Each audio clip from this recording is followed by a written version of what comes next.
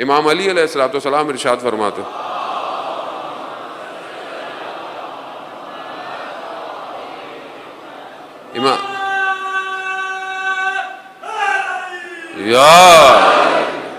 امام فرماتے ہیں کہ آخری زمانہ، جو آخری زمانہ ہوگا، جو لوگ امام کا ساتھ ان کے لیے ہے، یہ لوگ کون ہوں گے؟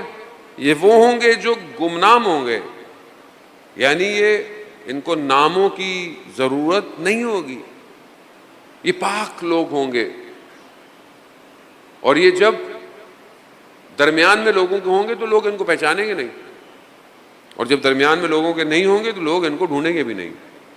لیکن یہی لوگ اس زمانے کے اندر نور کی طرح ہدایت دیں گے۔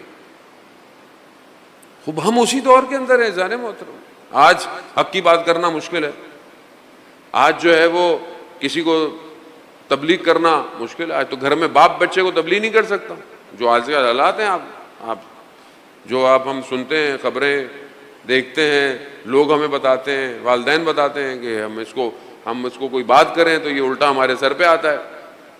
حتیٰ ایک والدہ نے تو میسج کیا کہ مولانا صاحب میرا جوان بیٹا ہے، اگر میں اس کو کہتی ہوں کہ بیٹا یہ برے کام چھوڑ دو تو کہتا ہے میں گھر میں پیسے نہیں دوں گا جو کماتا ہوں۔ دنیا کہاں جا رہی ہے؟ دنیا کس طرف جا رہی ہے؟ حقیقت روح اسلام کی جب نہیں ہو اذان محترم تو صرف سجدے، صرف نمازیں کام نہیں آتی ہیں۔ آپ مسجد میں نمازیں پڑھیں ہیں، بھری ہوئی ہے، اللہ کا شکر ہے، اچھی بات ہے، نماز پڑھنی بھی چاہیے، نماز پڑھیں، مسجدیں بھری ہونی چاہیے، لیکن باہر برائی ہو رہی ہے، باہر جو ہے وہ نشہ بک رہا ہے گلی کے کونے پہ، محلے میں آپ کے، اس کے لیے آپ کی ایک زبان نہیں ہلی، آپ کوئی کام نہیں کر رہے، تو اس کا مطلب کیا ہے؟ تو اس قرآن ان باتوں کا ذکر کر رہا ہے۔ قرآن نے ان قوموں کو بھی تباہ کر دیا، ایک میں کہ جس کے اندر نیک لوگ تھے، ملائکہ نے کہا پروردگار اس میں تو نیک لوگ بھی ہیں، کہا مجھے ایسی نیکیوں کا کوئی فائدہ نہیں جو ان کی اپنی ذات کے لیے ہوں۔ تو یہ کیسے ہوگا کہ یہ دیکھیں، جب دنیا کا خوف ہوتا ہے نا تو کوئی بھی چیز باہر نہیں آتی، لیکن جب صرف خدا کا خوف ہوگا تو یہ سب باہر آئے گا۔ وہ کون چینج کرے گا؟ آپ سب جوان ہیں جانے ہو، تو کل آپ اسی قوم کا سرمایہ ہے، ملک کا سرمایہ ہے، کل آپ ایجوکیشن حاصل کر کسی نہ کسی ڈپارٹمنٹ میں بیٹھیں گے، کسی نہ کسی فورس میں بیٹھیں گے، کسی نہ کسی منسٹری میں بیٹھیں گے، آپ ہی نے بیٹھنا ہے۔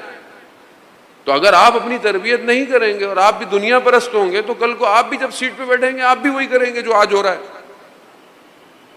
آج ہم کہتے ہیں نا جی فلانا تو اپنے لیے کرتے ہیں، فلانے اپنے لیے کرتے ہیں، تو کون ہے فلانا؟ کوئی نہیں، ہم ہی ہیں، باہر سے کوئی نہیں آتا، ہم ہی ہیں اندر سے۔ تو اس ماحول میں ہم اپنے امام کو کیا دیں گے؟ کیا دینا چاہتے ہیں؟ کتنی ہماری اپنی تربیت ہے ذہن محترم۔ امام زین العابدین ارشاد فرماتے ہیں، اللہم صلی علی محمد۔ امام ارشاد فرماتے ہیں کہ پروردگار نے حضرت داؤد کو وحی کی کہ داؤد تم اپنی خوشیوں میں جب تم خوش ہوتے ہو تو مجھے یاد کرو، میں تمہارے غم کے دنوں میں تمہاری آواز سنوں گا۔ انسان جب اس کی زندگی میں اچھے دن ہو، اچھی چیز ہو، تو خدا کیا کہتا ہے؟ تو مجھے یاد کرو، مجھے پکارو۔ خدا کو ضرورت نہیں ہے ہماری، لیکن اس نے مخلوق بنائی اس لیے کہ تم مجھے پکارو۔ اب اس کو ہمیں پکارنا ہے جانے موت۔ اور انسان کو جب انسان خدا کو پکارتا ہے تو خدا انسان کو ذکر عطا کرتا ہے، ذکر عطا، اور ایسا ذکر اس کو ملتا ہے کہ مولا متقیان کی ایک بڑی طولانی حدیث ہے، اس کا خلاصہ آپ کی خدمت میں بیان کرتا ہوں کہ جب خدا اپنے بندے کو ذکر دے دے تو اس کے اندر قدورت ہے کہ جس کی وجہ سے وہ سن نہیں سکتا، خدا اسے ختم کر دیتا ہے۔ اس کے اندر جو بینائی ہے کہ جو دیکھ نہیں سکتی وہ دیکھنا شروع کر دیتی ہے۔ خدا جب ذکر دے دے تو انسان ایسا ہو جاتا ہے، ہر چیز سے مبرہ ہو جاتا ہے۔ ہم اس عالم میں پھنسے ہوئے ہیں، ہمیں اپنے آپ کو بلند کر کر دوسرے عالم میں لے کے جانا ہے، اس عالم میں کہ جہاں صرف ہمیں حقیقت نظر آئے، وہ عالم کہ جہاں امام حسین ہمیں لے کے جانا چاہتے ہیں، وہ باطن کائنات کہ جس میں سفینۃ النجات امام کی کشتی ہے، آج بھی چل رہی ہے، آج بھی چل رہی ہے، آج بھی چل رہی ہے۔ جو اپنے آپ کو وہ ذرا سا بہتر کرے، امام حسین اسے سوار کر لیتے ہیں۔ کوشش کریں ہم اپنی زندگی میں اذان محترم، کوشش کریں، معاشرے کو بہتر کرنے کی کوشش کریں، کوئی مشکل کام نہیں ہے۔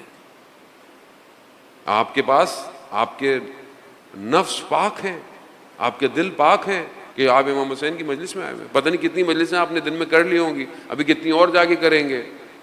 کون سی چیز ہے جس نے آپ کو بٹھایا ہوا ہے؟ یہ محبت اور عشق ہے، یہ پاکیزگی ہے آپ کے وجود کے اندر، اس کو یوٹیلائز کریں، یہ ایک پازیٹیو انرجی ہے، یہ نور ہے، اس نور کی حفاظت کریں، اس نور کو ضائع مت ہونے دیں۔ باہر نکلیں، زبان سے کوئی غلط بات کہہ دی، کسی کا دل دکھا دیا، کوئی آنکھوں سے غلطی کر دی، کوئی بھی انسان غلط کرے گا، یہ نور نکل جائے گا۔